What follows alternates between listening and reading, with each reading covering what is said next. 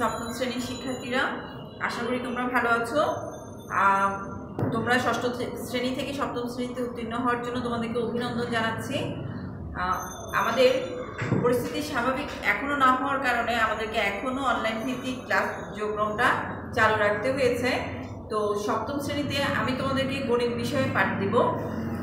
আজকে আমরা গণিতের প্রথম অধ্যায় মূলদ সংখ্যা এবং অমূলদ সংখ্যা সম্পর্কে ধারণা দিব। তাহলে আসো, বোর্ডে আমি লিখেছি মূলদ সংখ্যা কি এবং অমূলদ সংখ্যা কি। মূলদ সংখ্যা, সংখ্যাগুলোকে দুইটি পূর্ণ সংখ্যার অনুপাতে প্রকাশ করা যায়। আচ্ছা, দুইটি পূর্ণ সংখ্যার অনুপাতে প্রকাশ করা যায়,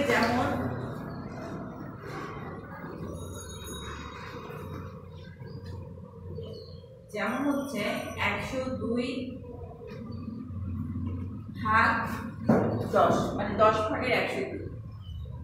কোনো সংখ্যাকে যদি এরকম পূর্ণ সংখ্যার অনুপাত মানে কি একটা ভগ্নাংশ, তাহলে কোনো পূর্ণ সংখ্যাগুলোকে যদি আমি ভগ্নাংশ আকারে প্রকাশ করতে পারি তাহলে সেটাকে আমরা বলবো মূলদ সংখ্যা।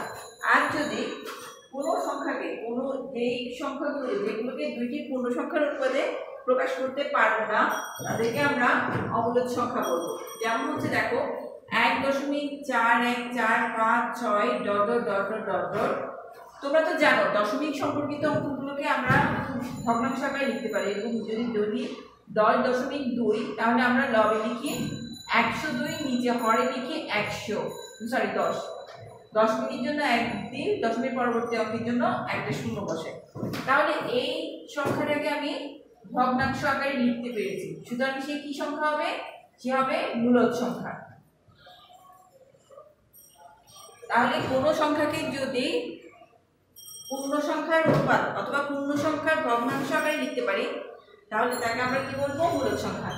আর যদি সেই সংখ্যাকে যদি পূর্ণ সংখ্যার অনুপাতে প্রকাশ করতে না পারি তখন তাকে আমরা কি বলবো? তখন তাকে আমরা বলবো অমূলদ সংখ্যা। যেমন আমি যে নাম্বারটা দিয়েছি সেটা হচ্ছে 1.414566 ... এখন দেখো এখানে তুমি লবে তুমি কি মান বসাবে? তোমার মানটা কি কোনো শেষ আছে? এটা তো চলেই যাচ্ছে আর যাচ্ছে। হরে তুমি কি বসাবে?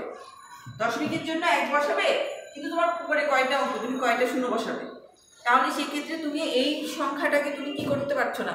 পূর্ণ সংখ্যার অনুপাত আকারে প্রকাশ করতে পারছো না। তার মানে সে মূলদ সংখ্যা নয়, সে কি সংখ্যা? অমূলদ সংখ্যা।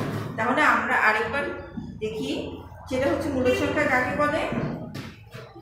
সংখ্যাগুলোকে যদি দুইটি পূর্ণ সংখ্যার অনুপাতে প্রকাশ করতে পারি তাহলে 102/10 সেটাকে আমরা মূলদ সংখ্যা বলবো। আচ্ছা, আরেকটা জিনিস আমাকে একটু বলো তো, ক্লাস 6-এ তোমরা পূর্ণ সংখ্যা পড়েছিলে, পূর্ণ সংখ্যা সম্পর্কে তোমাদের ধারণাটা কি মনে আছে না ভুলে গেছো? আচ্ছা, মনে থাকলে ভালো কথা, যদি ভুলে যাও তাহলে পূর্ণ সংখ্যাটা টিচার একটু দেখাই দিই আবার। পূর্ণ সংখ্যা হচ্ছে ... -10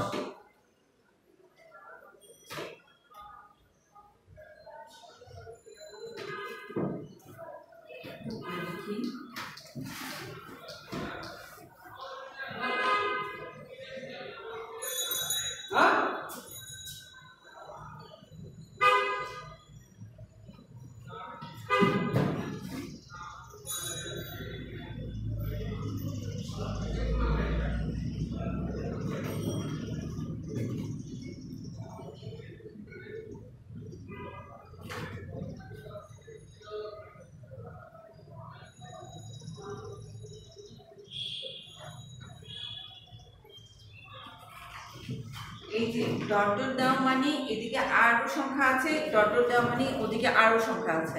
তাহলে ধনাত্মক, ঋণাত্মক এবং শূন্য সহ সবগুলো সংখ্যাকে আমরা কি বলবো? পূর্ণ সংখ্যা বলবো। শুধুমাত্র কোনো ভগ্নাংশ বা দশমিক ভগ্নাংশ থাকবে না, তাছাড়া বাকি সব নাম্বারগুলোকে আমরা কি বলবো? পূর্ণ সংখ্যা বলবো। তাহলে দেখো তুমি যে এখানে 102/10 লিখেছো, 102 একটা পূর্ণ সংখ্যা, 10ও একটা পূর্ণ সংখ্যা। তাহলে ওকে আমি অনুপাত আকারে অথবা ভগ্নাংশ আকারে লিখতে পেরেছি, সেটা আমি সেই হচ্ছে মূলদ সংখ্যা। আর অমূলদ সংখ্যা 1.414566 একে আমি ভগ্নাংশ আকারে অথবা পূর্ণ সংখ্যার ভগ্নাংশ আকারে লিখতে পারছি না, অনুপাত আকারে লিখতে পারছি না, সেই কারণে সে কি সংখ্যা নয়? মূলদ সংখ্যা নয়, অমূলদ সংখ্যা। আচ্ছা, তাহলে মোটামুটি মূলদ সংখ্যা অমূলদ সংখ্যা সম্পর্কে ধারণা হয়েছে। এটা সম্পর্কে বিস্তারিত আলোচনা তোমরা নবম শ্রেণীতে আরো বেশি করে এটা সম্পর্কে জানতে পারবে। এখন হচ্ছে বর্গ, যেটা দিয়ে আমরা বেশি কাজ করবো সেই বর্গটা হচ্ছে কি, কোনো সংখ্যাকে সেই সংখ্যা দ্বারা যদি গুণ করি তাহলে যে গুণফলটা পাবো সেটাকে ওই সংখ্যার বর্গ বলবো এবং সংখ্যাটিকে গুণফলের বর্গ বলবো। যেমন ধরো 10কে যদি আমি 10 দিয়ে গুণ করি যে গুণফলটা পাবো দ্যাট মিনস 100, এই গুণফলকে আমি বলবো বর্গ। আর এই 10কে বলবো এই গুণফলের বর্গমূল।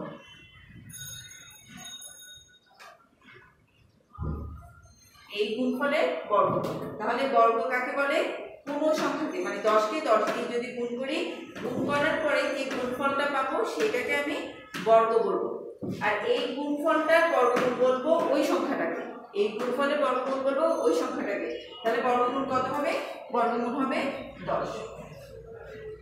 আশা করি তোমরা বর্গ আর বর্গমূল বুঝতে পেরেছো। বর্গ মানে একই সংখ্যাকে ওই সংখ্যা দিয়ে আমি গুণ করলে যে গুণফলটা পাবো সেটা হচ্ছে আমার বর্গ, আর ওই সংখ্যাটা ওই গুণফলের বর্গমূল হবে। এখন তোমাদের পাঠ্য বইয়ের 2 নম্বর পৃষ্ঠাটা খুলো। 2 নম্বর পৃষ্ঠাটা খুললে সেখানে আমরা পূর্ণবর্গ সংখ্যা হবে কি হবে না সেটা সম্পর্কে আমরা একটু, সংখ্যাটা পূর্ণবর্গ হবে নাকি হবে না সেই জিনিসটা সম্পর্কে আমরা একটু জানবো। পূর্ণ সংখ্যা হচ্ছে এক জিনিস, আর একটা হচ্ছে পূর্ণবর্গ সংখ্যা, দু জিনিস।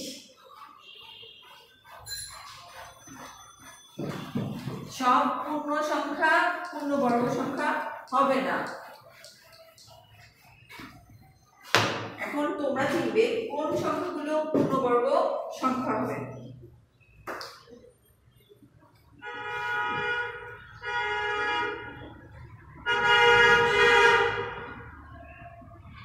পূর্ণবর্গ সংখ্যা দেখো, আমি এখানে 1 থেকে 20 সংখ্যার বর্গ সংখ্যাগুলো একটু লিখি। বর্গ সংখ্যা 1 থেকে 20 সংখ্যার বর্গ সংখ্যা,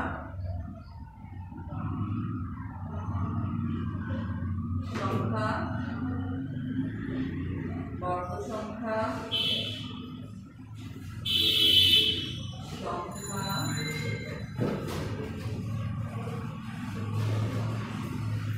বর্গ সংখ্যা,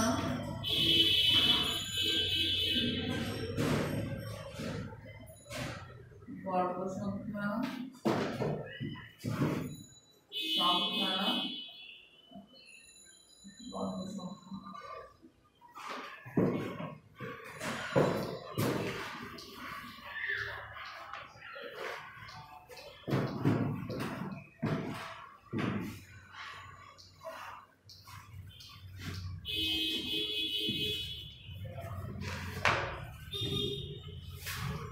দেখো সংখ্যা আমি 1 থেকে 5 পর্যন্ত লিখছি। 1 2 3 4 5 6 7 8 9 10 11 12 13 14 15 16 17 18 19 20। তাহলে 11 এর বর্গ সংখ্যা নির্ণয় কিভাবে করব? 1 কে 1 দিয়ে গুণ করবো, 2 কে 2 দিয়ে গুণ করবো, 3 কে 3 দিয়ে গুণ করবো, 4 কে 4 দিয়ে গুণ করবো। তাহলে 1 কে 1 দিয়ে গুণ করলে বর্গ সংখ্যা হবে কত? 1। 2 কে 2 দিয়ে গুণ করলে 4, 3 কে 3 দিয়ে গুণ করলে 9, 4 কে 4 দিয়ে গুণ করলে কত? 16, 5 কে 25। কিভাবে?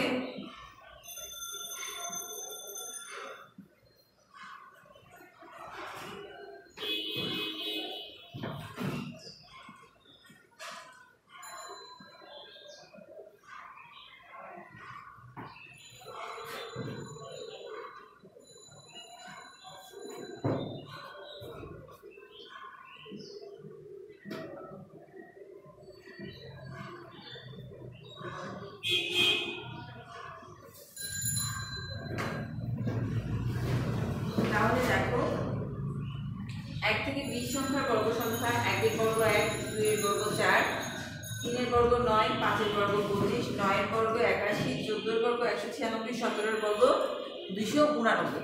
তাহলে এই যে সংখ্যাগুলো পাচ্ছ সেগুলো হচ্ছে বর্গ সংখ্যা, এগুলো হচ্ছে আমার বর্গ সংখ্যা।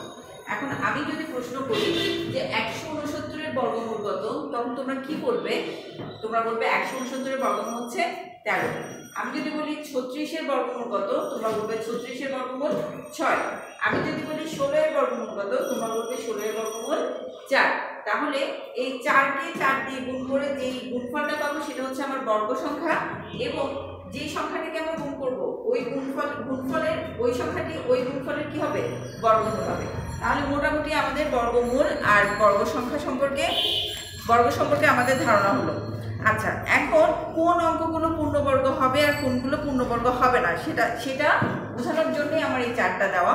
এখানে দেখো, এখানে তো একক একক একক, এখানে একক দশক, এখানে হচ্ছে একক দশক শতক। তাহলে একক স্থানীয় অঙ্কগুলোতে দেখো তো সবাই আছে কিনা, একটু ভালোভাবে খেয়াল করো। দেখো একক স্থানীয় অঙ্কে কিন্তু কোনো 2, কোনো 3, কোনো 7, কোনো 8 নাই। বর্গ সংখ্যা থেকে বর্গ সংখ্যার একক স্থানীয় অঙ্ক কোনো 2, 3, 7, 8 নাই। 2, 3, 7, 8 নাই। 2, 3, 7, 8 নাই একক স্থানীয় অঙ্কে। তাহলে যেই সংখ্যাগুলোর একক স্থানীয় অঙ্কে 2, 3, 7 বা 8 থাকবে নাই, সেগুলো পূর্ণবর্গ হবে না। পূর্ণ সংখ্যা হতে পারে, কিন্তু সে পূর্ণবর্গ হবে না। আচ্ছা, তার মানে সেই ক্ষেত্রে আমি তার বর্গ সংখ্যাও পাবো না, বর্গমূলও পাবো না। তারপরে যেই সংখ্যার শেষে বিজোড় সংখ্যক শূন্য থাকবে ওই সংখ্যাও পূর্ণবর্গ নয়। তোমাদের পাঠ্য বইয়ে পৃষ্ঠা নং 3টা দেখলে এই জিনিসগুলো তোমরা পেয়ে যাবে। তাহলে কোনো সংখ্যার একক স্থানীয় অঙ্কে যদি আমি 2, 3, 7, 8 না দেখি, তাহলে তুমি তো সহজেই বলে ফেলতে পারবে সেটা কি পূর্ণবর্গ হবে নাকি হবে না। অবশ্যই পূর্ণবর্গ হবে না। এরপর একক স্থানীয় অঙ্কে যদি বিজোড় সংখ্যক শূন্য থাকে সেক্ষেত্রেও সে কি হবে না? পূর্ণবর্গ হবে না। এরপরে একক স্থানীয় অঙ্কে যদি 1, 4, 5, 6, 9 এই অঙ্কগুলো থাকে সেক্ষেত্রে সে পূর্ণবর্গ হতে পারে। দেখো এগুলো যে পূর্ণবর্গ সংখ্যা 1, 4, 9 আছে। দেখো 1, 4, 9, 5, 6, 1, 4, 5, 6, 9, 1, 4, 6, 9, 0, 1, 4, 9, 6, 6। দেখো তাহলে একক স্থানীয় অঙ্কে যদি 1, 4, 5, 6, 9 থাকে তাহলে সেই সংখ্যাটাকে আমরা কি বলবো? পূর্ণবর্গ সংখ্যা বলবো। এরপর আসো শূন্য সম্পর্কিত। যদি ওই সংখ্যার মধ্যে জোড় সংখ্যক শূন্য থাকে সেটা পূর্ণবর্গ হবে। 100 জায়গায় যদি 1000 হয় তাহলে এখানে কয়টা শূন্য আছে? 3টা শূন্য। তাহলে কয়টা? বিজোড় সংখ্যক শূন্য না? তাহলে বিজোড় সংখ্যক শূন্য থাকা মানে সে কি সংখ্যা নয়?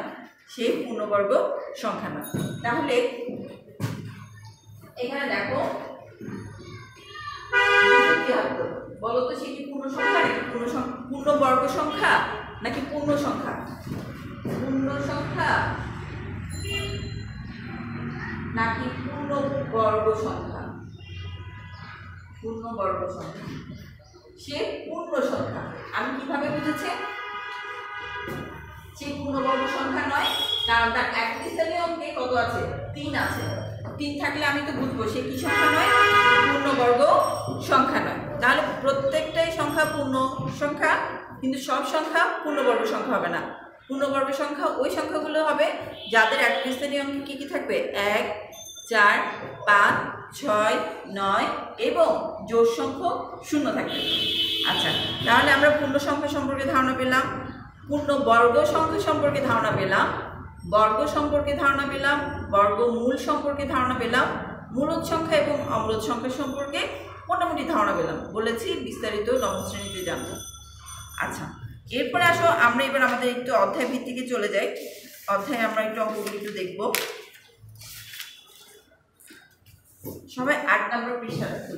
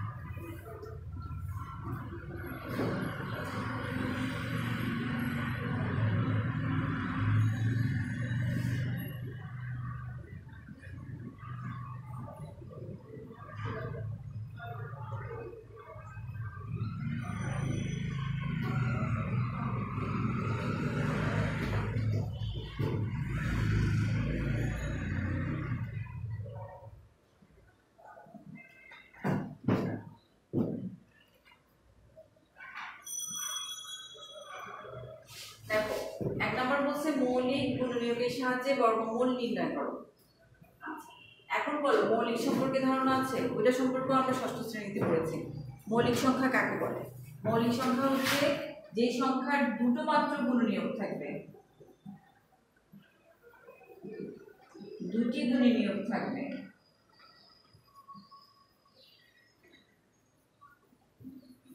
একটা হবে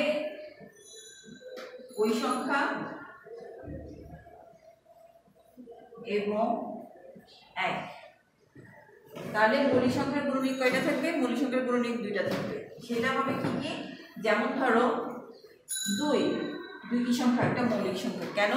কারণ 2কে শুধুমাত্র 2 দিয়ে ভাগ যাবে আর শুধুমাত্র 1 দিয়ে ভাগ যাবে। 13 একটা মৌলিক সংখ্যা, কারণ 13কে শুধুমাত্র 1 দিয়ে ভাগ যাবে আর 13 দিয়ে ভাগ যাবে। 12 কি একটা মৌলিক সংখ্যা? না, 12 মৌলিক সংখ্যা নয়, কারণ 12কে 1 দিয়ে ভাগ যাবে, 12কে 2 দিয়ে ভাগ যাবে, 6 দুগুণে 12, 12কে 3 দিয়ে ভাগ যাবে, 3 4 12, 12কে 4 দিয়ে ভাগ যাবে।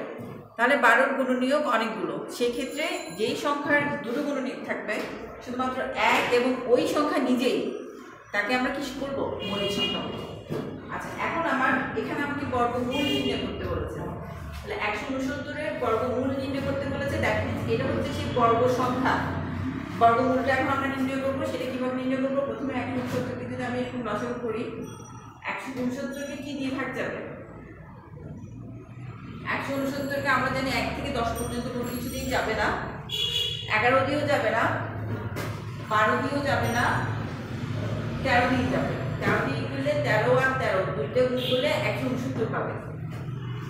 এখন দেখো, তোমরা কিন্তু আমার মতো করে খুব দ্রুত কাজ করতে পারবে না যে 13 দিয়েই যাবে কিনা।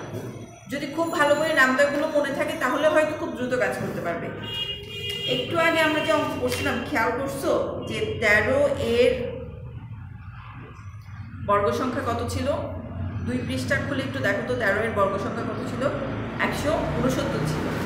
তার মানে 169কে সর্বপ্রথম কত দিয়ে ভাগ যাবে? 13 দিয়ে যাবে। 1 থেকে 12 পর্যন্ত কিন্তু 169কে আর ভাগ যাবে না, 13 দিয়ে ভাগ যাবে। তাহলে 13 দিয়ে 169কে ভাগ দিলে ভাগফল কত আসতেছে? 13 আসতেছে। তাহলে সুতরাং 169 সমান সমান কি? 13 গুণন 13।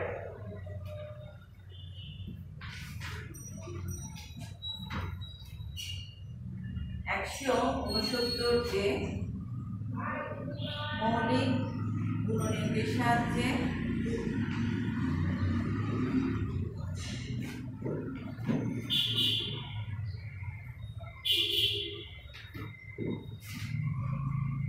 বিশ্লেষণ করে পাই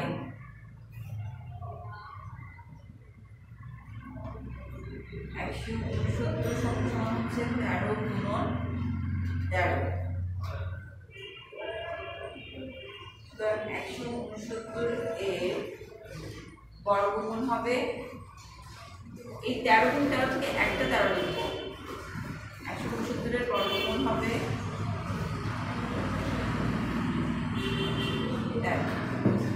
169 হচ্ছে আমার বর্গ সংখ্যা আর 13টা হচ্ছে তার কি? বর্গমূল। তাহলে দেখো মৌলিক গুণনীয়কের মাধ্যমে বলার কারণে আমি প্রথমে এটাকে এভাবে ভেঙে কাজ করেছি, লসাগু করেছি। 13 মৌলিক সংখ্যা কিন্তু ওকে আর ভাঙা যাবে না। তাহলে 169 সমান 13 গুণ 13 পেয়েছি। 169কে মৌলিক গুণনীয়কের সাথে বিশ্লেষণ করে দেয় 169 সমান 13 গুণ 13। সুতরাং 169 এর বর্গমূল রুট ওভার 169 বলতে কত? 13 পাবো। এটা বর্গমূল চিহ্ন। বর্গমূল বের করতে বলেছে কার? 169 এর। সেজন্য 169 লিখছি, বর্গমূল চিহ্ন দিছি। উত্তর হবে কত? 13। আশা করি বুঝতে পেরেছো। এর পরবর্তী অঙ্কে আসো।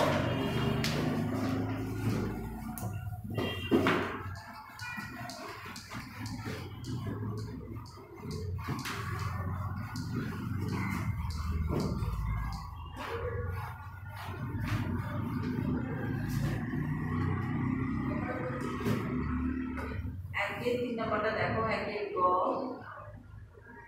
1521।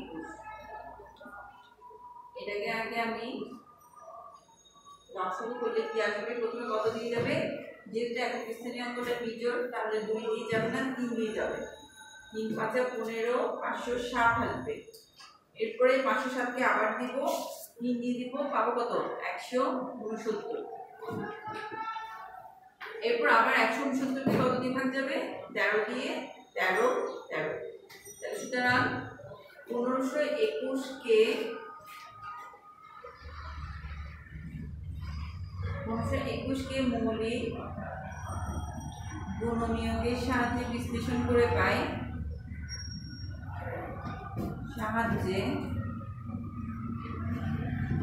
বিশ্লেষণ করে পাই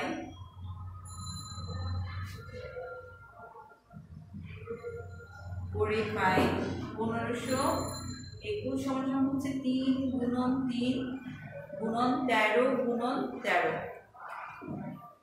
দেখো এখানে 3 পেয়েছি এক জোড়া, 13 পেয়েছি এক জোড়া। তাহলে এখানে আমি কি লিখবো? প্রতি জোড়া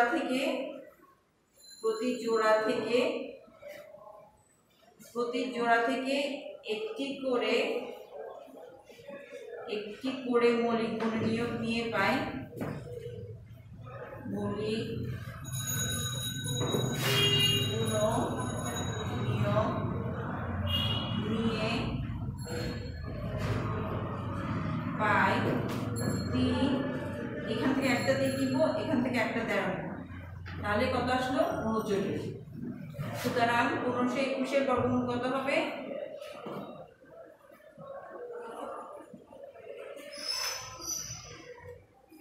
1521 সমান হচ্ছে 39।